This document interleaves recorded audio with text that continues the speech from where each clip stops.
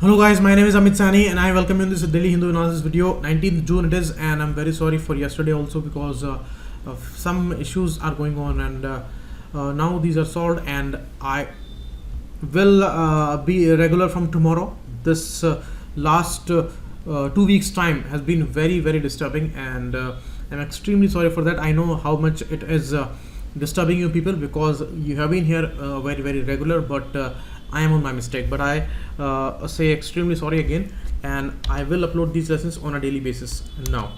So these are the important courses, the affordable one, which are started by StudyIQ, and the link has all the description regarding that, and this is given below the video, so you can inquire about that. You can ask calling on these numbers, and the website address is given there, and the chat section is also available there, so any kind of query you can ask.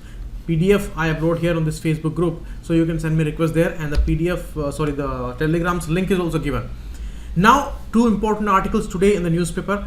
One I would leave for tomorrow or day after tomorrow, but all the backlog lessons will be uploaded in this week. That I'm promising here, and these particular articles we will discuss here. This is important for GS paper 2 and 3 also. The issue is of the elections and the simultaneous elections. You see, when elections are there in India, it's a kind of a different kind of a festival, and a lot of black money, a lot of disturbance, deployment of forces for the protection, deployment of staff for all the arrangements and the logistics, everything, parties, meetings, and no proper administration is there, disturbance, and a different kind of rulings, regulations, model code of conduct, everything is there before the elections. And especially the most impactful thing, that is media, that is all mired with those issues and all, and they will never talk on the crucial and real issues, and everything seems to be disturbed. And what do we gain from that? We actually gain very less in comparison to the havoc that creates. So there is a reason that they are pushing for the simultaneous election issue.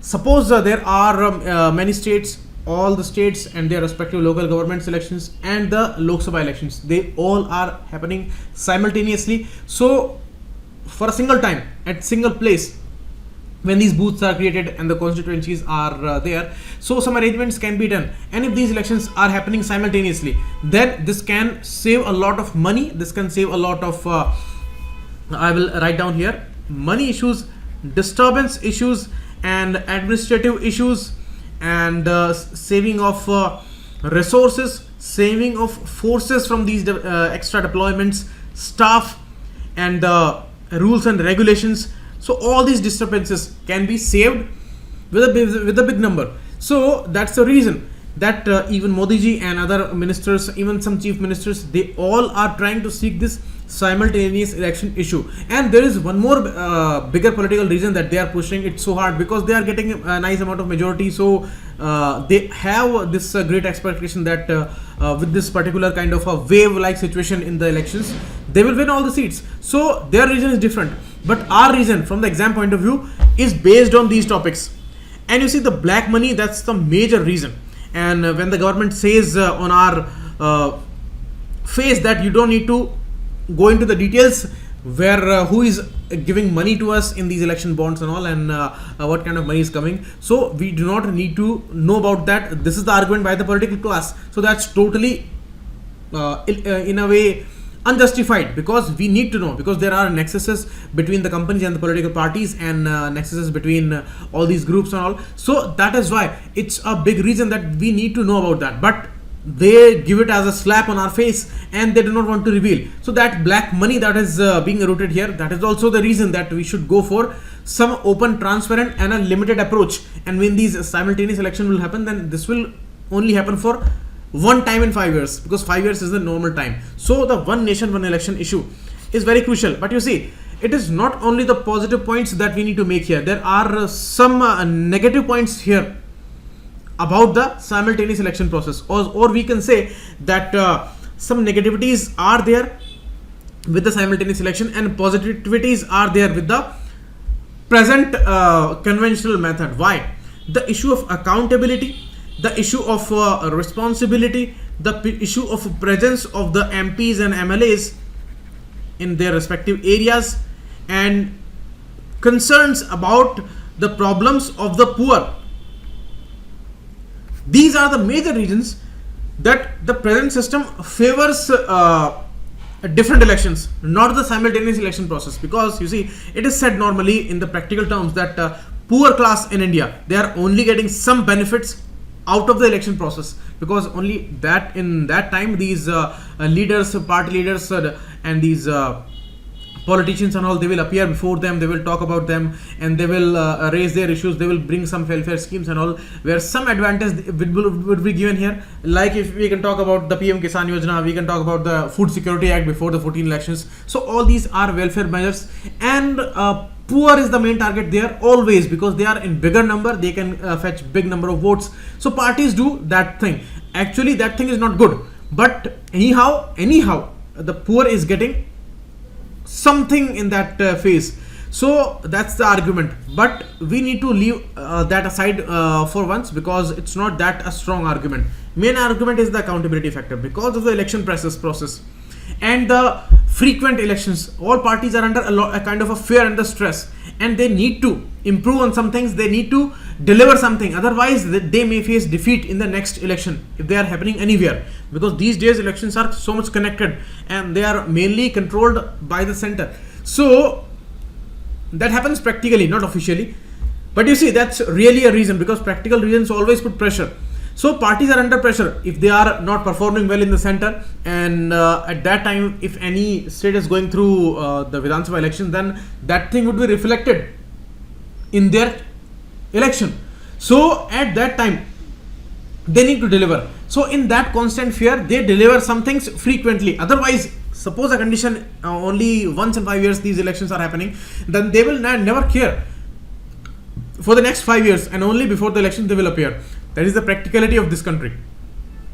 That's very, very unfortunate, but that's a practicality. And hardly there is any professionalism in the political process and this particular political job. There is no professionalism in this country. They talk about nonsensical issues, they talk about dividing issues, they appreciate those divisions and all. They talk about caste, they talk about religion, they talk about nationalism. Now nationalism is new kind of a religion in this country now, and you may say that that was a kind of a dormant volcano that is now burst, and they are swaying all over the country in the name of nationalism and all. And how much they are delivering in that name, that's a debatable issue. But certainly waves are created, and crucial issues are also neglected because of that dominant argument of nationalism. So parties may think that they will bring some kind of wave in these simultaneous election process, and they will win the whole country's elections, whether it's MLA election, MP election, or the local government election. But you see, that thing is not 100% good, because these are the reasons, and we need some evaluation in between the process. And based on that evaluation, we may need to devise some new things, that if the politician is not coming in the area, he is not delivering anything, and we only read about that person doing parties, and a lot of money he has accrued and all, a lot of properties he has gathered. So that kind of person, he should be removed from that job. That thing is missing in this country, but that should be done. And there must be some very strict provisions regarding the professionalism in the politicians, in the politics and the politician's life.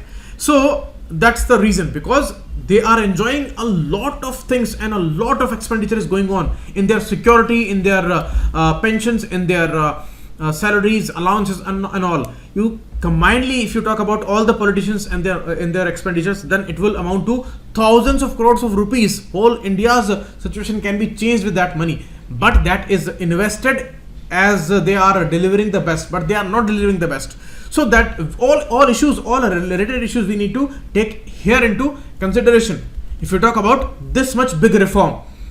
So these are the positive points of the current system, and the negative points we have discussed, that a lot of resource is being invested in frequent elections, and always this country is election mode, and in the election mode they will do frequent rallies and all. Even the biggest job holding people, they will go for consistent number of the election rallies and all, and it's all one-way communication. Always it's one-way communication. They just tell about their thinking, they just tell about their schemes, they just tell that this much we have done. There is no counter questioning, so there is no matter of evaluation in the rallies. So that is the case.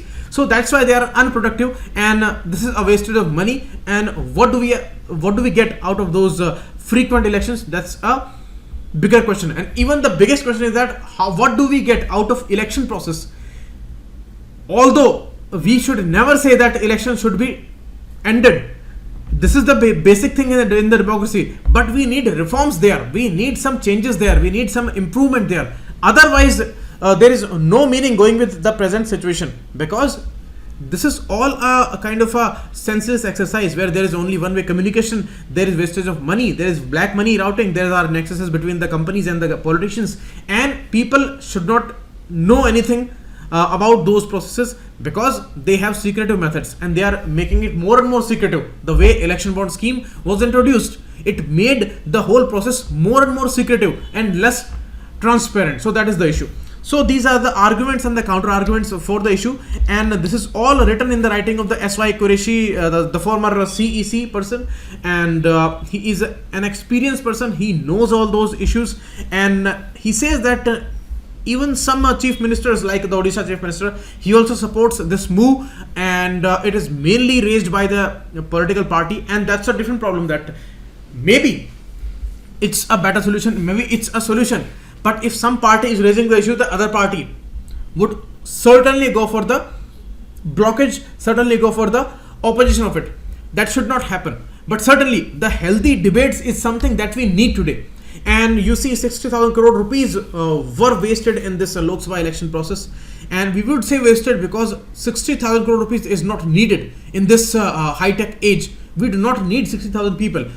Most of the people, they have mobiles and all, but that was a different expense, and these rallies and all, these are different expenses. So according to some sources, 60,000 crore rupees if are invested, then it's the huge problem. And the model code of conduct, you see, it is also changing a lot of administrative things, and for the 2-3 months country is totally stuck. No execution of some big task. The stock market also got its fire, and actually evaluation if we do of the automobile sector and other investment demanding sectors, then it's a lowest performing time of the year.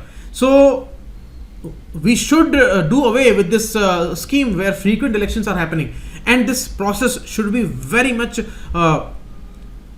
outcome centric, evaluation centric, and less rhetorics should be there. And I would even say that it would never change anything if rallies are stopped and only the social media or the mainstream media debates are happening the way they are happening in America and other countries, where two parties or their leaders, they are talking sensibly without shouting on each other. This is all a drama in this country. So all these things should be changed, and this much money, 67 crore rupees, this should not be wasted in these processes. If you can address people by the way of radio, by the way of social media, and if it is only a one-way communication, the way it is happening in the rallies and all, then why to waste 6,000 crore rupees?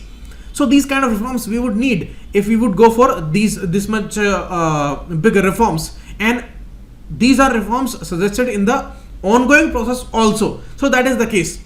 Okay, so it's a holistic approach. It's a very huge issue, and all things we need to take into consideration here. And the biggest thing that, as I told you, that is needed, that is the healthy debate here. All parties, all leaders, all people, all stakeholders, people, academician, think tanks, experts, economy people, and industry people, all should come on board, and they should talk about it in a healthy way. And all things should be aired to people. Like if it is happening on the national television show, then that's the best thing, because we do not need rallies, we need proper debates, and we do not need one-way communication, we need two-way communication. Then only these things can be fruitful. And for the present election that has just ended, regarding that, all reports are negative. They say that it's the lowest phase in the Indian politics, the way the election campaigning is going on, the kind of people who are elected, and nowhere they seem to be very genuine person for this particular job, but it is the wish of the people, then we cannot say anything about that. But how many people in India's country, they are very much educated, very much intelligent, very much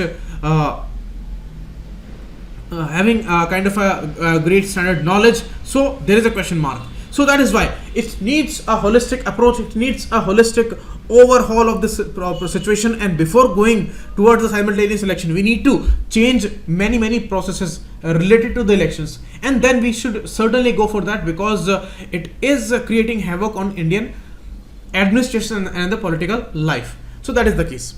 Next, if we talk about BIT, bilateral investment treaties, you see, we are dealing with many countries. Trade is the major reason that we are involved in this world scenario, and we are doing trade and other relations. We are maintaining with many group of the countries, multilateral institutions, and their rulings are being implemented like WTO, UNCTAD and all. But we are also engaging with separate countries, and those are bilateral investment treaties that we are doing.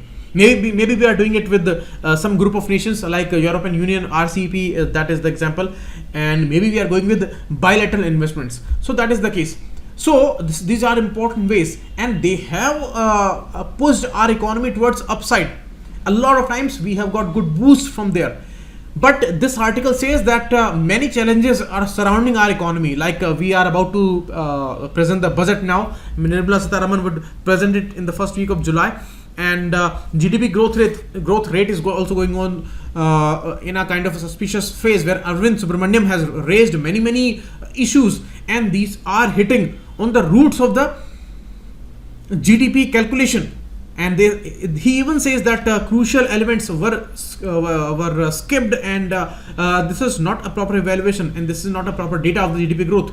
So if that is faulty, then again it's a huge problem, and data obviously is a major problem, even in the GDP case, even in the employment case.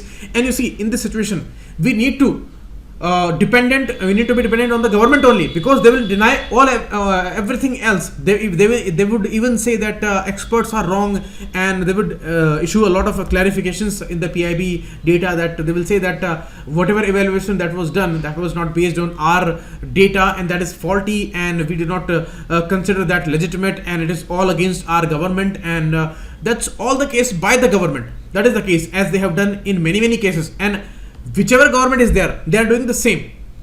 So why is that happening? Because there is no proper data, there is no official data. So that's hitting the roots and removing the root of the problem, that no data, no evaluation, and no accountability. That is the case. But that's the most dangerous thing for the democracy. And if you talk about the employment scenario, and if you talk about the economy scenario, we talk about the different industries, different areas, like automobile sector is going through the lowest phase, and 25% up to 25% is kind of a low in the sales and all, and that's historic and very negative, very much discouraging for us. Domestic consumption, even that domestic consumption, that's a major factor of drivability in the economy, that is going through a low phase. Before that, what happened? Before that, investments were stuck, they are still stuck, and because of that, many people lost their jobs, and people are not going in markets for any kind of buying, and also domestic consumption is also going through a low phase. So that's the major reason that many challenges are surrounding. So today what we decide, that's gonna change this country forever, because next 20 years are gonna be very crucial. We need to bring a lot of investment in the health sector, in the education sector, then only we can reap the benefit of demographic dividend. As the new reports regarding the demography says that we will be the first country in this world in terms of population numbers by 2027. So today's economic decisions would pave the way for that phase, and we would be 1.65 to 1.7 billion people by 2050. So a kind of a huge number of the people, how we are going to feed them, how we are going to manage them politically, economically, socially, these all things will be dependent on today's economic decisions. So that's why it's a great transformative phase and a pivotal time in the 21st century. You see, we saw the increase in the FDI by 22%, 35% in 15-16 year. Then it fell sharply, and today it's a contraction of 1%. So that's very unfortunate. what happened to all our plans. We need to see there, because this is all the agenda that we took just 3-4 years back when we only talked about FDI and all. We said that we are putting India on a super growth path, but now they're not talking about FDI and all. So it's a kind of a defeat for us, but we need to come out of that. We need to bring new statements. We need to bring some new important improvements here, and BITs are a major thing. What we did, whatever BITs were signed from 10 to 18, 50% of them with 60 countries, they are scrapped immediately in 2016. That was the decision by the India government. Why that happened? Because many investors, they approached the dispute settlement bodies and all, and they actually said that things are not in our favor, and they are more securing their own interest, as this country India is. They are securing their own interest, and they are not favoring our investment. So why we go there, and what do we do of that situation? Because we invested there for some profits, but things are not in our favor too much. And government concluded that the previous government, the UPA government, favored these investors more, and they put our interests on stake. So that's why we are concluding that. But the writer says that maybe it's a pushing situation, and maybe some things are there that put our interest somewhere on the backtrack if we compare it with the investors' profit.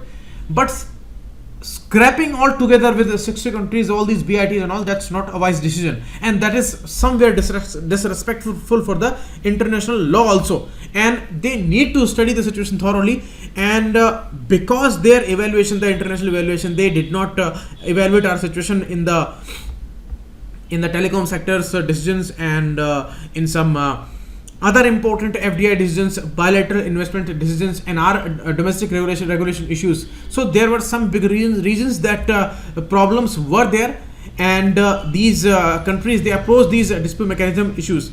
And countries like Germany, Mauritania, they actually faced many problems there regarding their investments. So they accused India in some sense, but there were some big reasons, and there were some big reforms that were going on in the telecom sector and all, in coal sector and all, and that's why problems were there. So the writer says that we had to sail through all these problems, but scrapping all the BITs is not the answer here.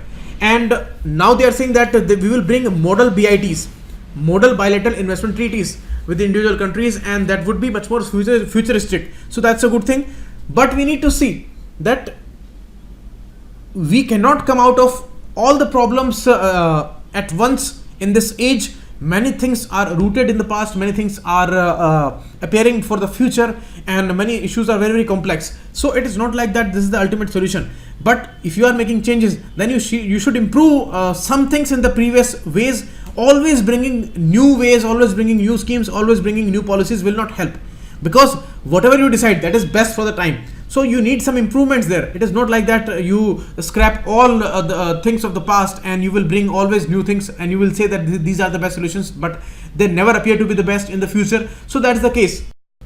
So always trying for the better thing is the best approach, but we need to learn from our mistakes also. It is not a political battle here, it's the economy, and all decisions will impact the future. So think tanks, experts, whatever they say, that's very important. You cannot ignore all the time, and always you cannot conclude against the previous governments, and you cannot always say that we are bringing the best, and whatever is done, it will be the best.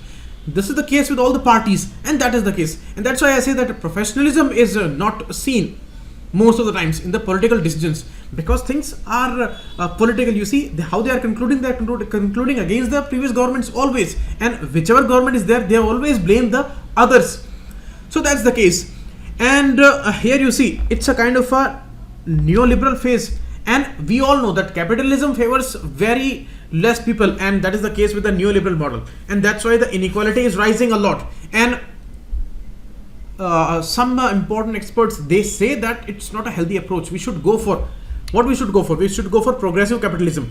This is the term by Joseph Stiglitz, an economic Nobel Prize winner, because he says that in the neoliberal model, we always try to protect the investors' interest, and sometimes we are compromising with the country's interest.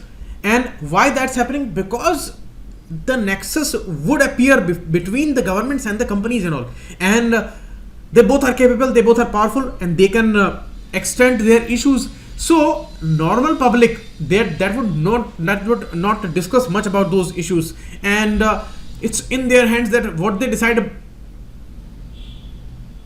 something big about the country.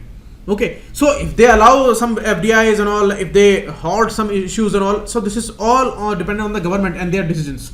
So they have to go cautiously, and that's for sure that when these companies sues India's country in the foreign tribunals and all, that was a reason for those countries, for those companies, because in the previous time, during the UPA time, the government of India, they favored more the protection of these investors, and in comparison our interests, those were not fulfilled totally. So when that changed with the new government, and they put state interest on the priority and less favorable for the investors, so that's why they all flocked to international tribunal. So this thing happened, and that was also a reason that in the starting FDIs and all, they got a boost with those Make in India schemes and all, but later that all felt sharply. So now they need to see about all these obligations. They need to strike a balance between both these things. One side there is interest of the state, one side there is protection of the investors' money.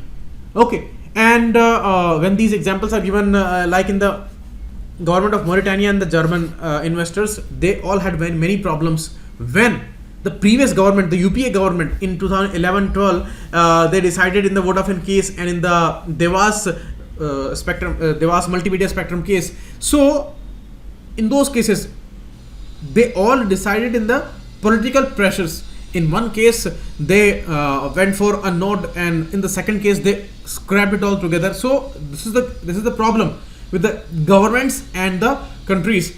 Sometimes due to some political pressures, they need to go for some our country's interest more, and sometimes they will favor those investors more.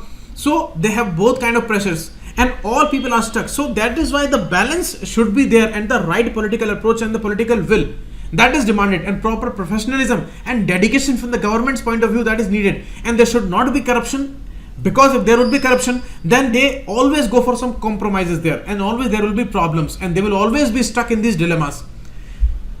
So that's a problem, and that's the root problem of the BITs also.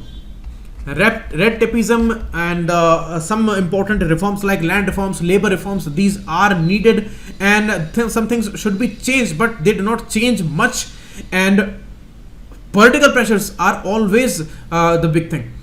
So we need to see it's an international scenario, and we cannot remain isolated. We need to interact with the world, and we need to strike this particular balance there.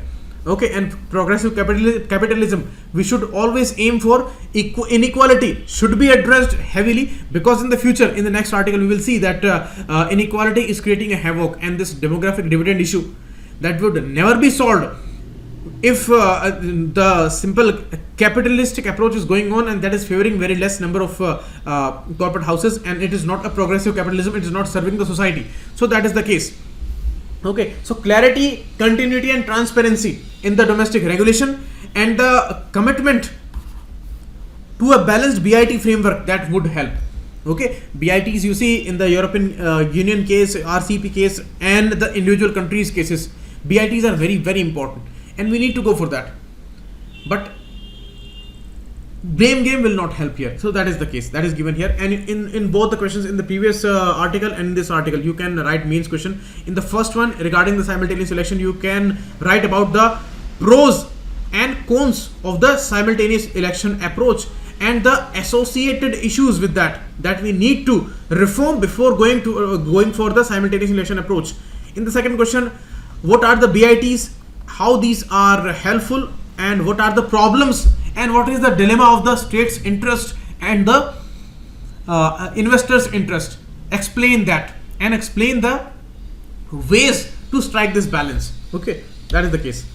Next, some information that sustainable development goals, they are aiming for a shift in this world onto a sustainable and resilient path, and they are trying that human rights are protected, and they aim that all forms of poverty that is ending, and no one should be left behind. So in this way, they are giving a report regarding the water, sanitation and hygiene issues. It's a joint report of WHO and UNICEF, and here they are talking a lot about India, because India is an iconic thing here, and whatever progress that is being made in the poor person's life, India is having a major share there, and that's why India's case matters. And they say they are giving a report for India, that India has done tremendously good in the hygiene area, sanitation area and water area. And according to the reports, 79% people in 2000 year, they were accessing drinking water. Now 93% they access the water. But you see, that's a different case, that at what time. It is not the report of whole year. That's a problem, because in many months in the summers, people are not getting drinking water, and this 93% would be stuck around 50-60% only. And that's the reason, and that is not addressed here. So that should also be considered here. And next, in 17 years, 2000 to 2017 year, piped water system, that has not improved. Only 44 over there, and 44 are still there who are getting the piped water connection. And in the rural area, only 32%, means below 1/3 of the population, that is getting piped water system and that supply. So that's a huge concern, and people, you can see in the picture, this is the same way they are dependent on the water resources. Maybe they are going for some wells, maybe they are going some tube wells, dependent on some government help and all, and municipal corporation help and all. So that's the big problem. And the countries and all, like Bombay, Delhi, they are getting consistent water supply, but the surrounding villages, they are struggling a lot, because priority is there with the city area and the urban area, and that is again creating a havoc, because more and more people are flocking towards urban areas. So basic facilities, they matter but the most. And here you see, they're saying that South Asia region has made major progress, and even in the South Asian region, India's record has been better. And out of 2.1 billion people who gained access to basic sanitation, 486 million, means 1/5 are living in India. And the major issue of the the liquid waste water treatment, that's the problem. World average is 80%, we are able to do only 30%. Only 30% wastewater is treated here. So in the Swachh Bharat version 2, we will need this focused approach, and solid and liquid waste management should be the core area here. That is the biggest havoc creator here. That's the case. And you see, millions of new toilets are created in the Swachh Bharat. That's achievement. But what about the waste that is being created in the toilets? First, when people were going in the fields for open defecation, that was not a major problem, but now it's a major problem. That was degraded by the bacteria in the previous case, but now that is not done, because it is all reaching up to drains, rivers and lakes and oceans. So there the coliform bacteria are going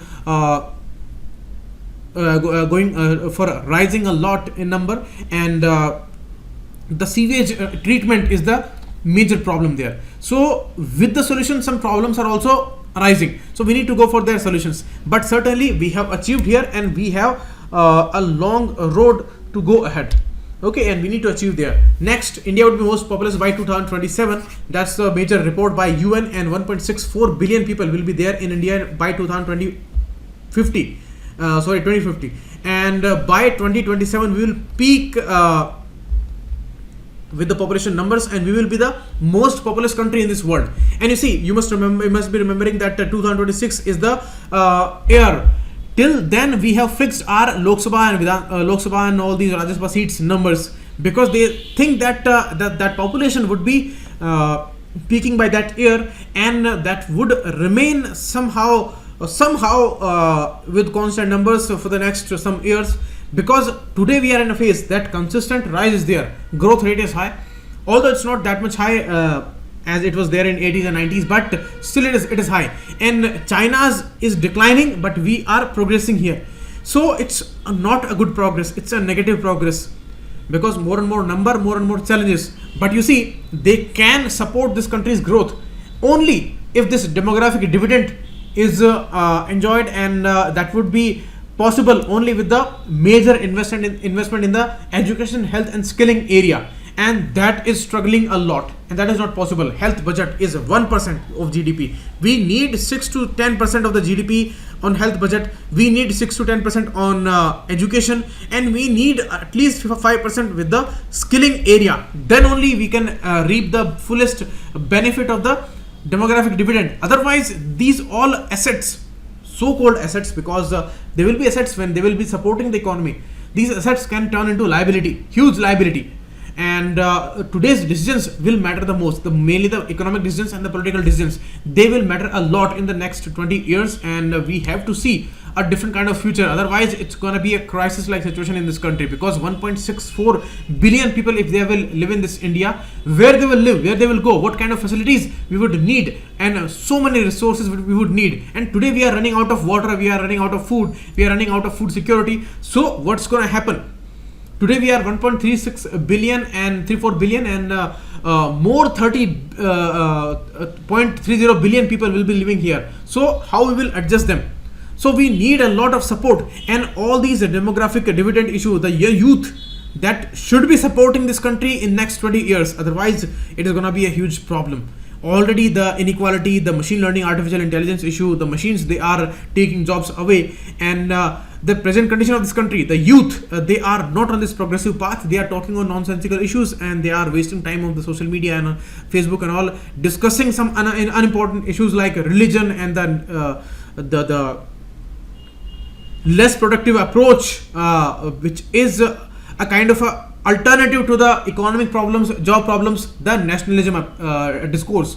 So only talking about the nationalism will not help. Work for the economy, work for the jobs, and struggle in their lives, automatically it would raise this country's image, this country's security issues. Talking only about nationalism and doing nothing will never help. So these are the broader needs here associated with the demographic issue. Okay, so these all things will be needed here. Okay, and many countries are copying our examples, like Nigeria is always looking as a hope towards the country like India. But what kind of standards we are setting here? We need political reforms, we need labor reforms, we need economic reforms, we need police reforms, we need security reforms, and for all these things we will need resources, we need money. So how that is going to be created? We need bigger exports, we need a bigger engagement of the youth in the industries and all, we need bigger production, we need bigger consumption.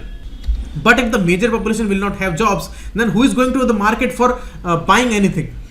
And who is gonna produce more and more? So that's a kind of a challenge. These all challenges, if these are solved, then we will be the most progressive country, most developed country in the world.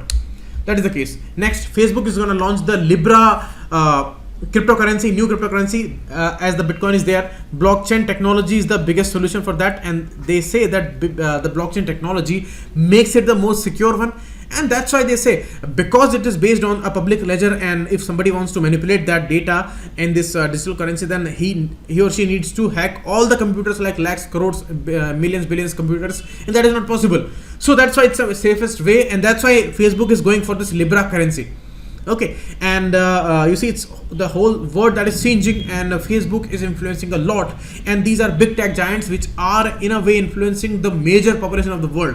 So if they are going for these big things, then it's certainly important. So the Libra can be asked in prelims examination, and they may ask you about the digital currency in the future, and the crisis in the banking system, and the crisis in the economy section, and how these things are relatable, how these technologies, digital currencies, and the global economic solutions, how they can help. So that's again a mains question. Next, US consistently alleging Iran, and Iran consistently denying all these allegations, and the condition is going towards a negative phase, where that happened in the past also with some West Asian countries, and now it is happening with Iran, that consistently allegations are there.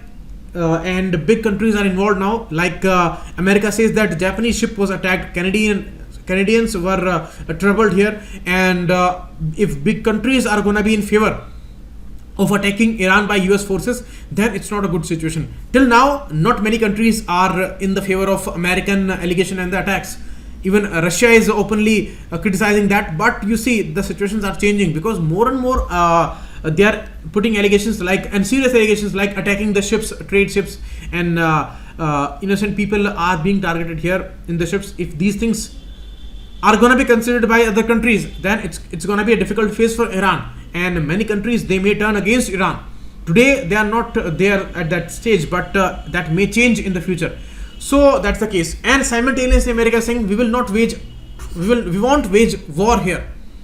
And it's a kind of a very bizarre thing. One side they are saying we are not in favor of war, but Iran is pushing us, and we all know what is the different situation as the reality, that Trump administration is also not that much fair working, and they are also not that much honest, and Iran is struggling, and it is cornered here, and a lone country, and all the negativities around it, that is being exploited by Americans. Like it's all forces who are fighting Saudi Arabian forces in Yemen, like Houthis are fighting, and Palestinian territories, there also some support is there by Iran. In Lebanon also, these forces, they are fighting against American troops and local other troops, and in Syria also, in Iraq also. So many cases are there, and American forces are consistently and aggressively targeting the Iranian groups and all, like the Revolutionary Guard, the official one by Iran, that is declared as a terrorist one by America. So already they have made this platform that in the future, if they attack, then it would not be that much illegitimate. So that is the case. So whole world needs to be concerned here, because it's not gonna be a simple war if that is gonna be. And Iran is a huge country, it has nuclear weapons and all, it may create havoc there. Go for the geography also. It's the Strait of Hormuz, the Bandar Abbas port by Iran, and the Persian Gulf, Gulf of Oman, Gulf of Aden here, Red Sea, Bab al-Mandab, and the region here east to the Mediterranean Sea. That's very, very crucial here. Okay, and these Gulf of Aqaba and these channels, Red Sea, these are important ones. Okay, so thanks a lot, and we will go for the end of the lecture, and we will meet again tomorrow. Thanks a lot. Today it was some issues. I was about to upload after one day off, but that internet service is totally halted, and I could not do much about that. Now the lesson is late today because of that. Tomorrow we will be on time. Thanks a lot. Keep watching. It was Amit Sani.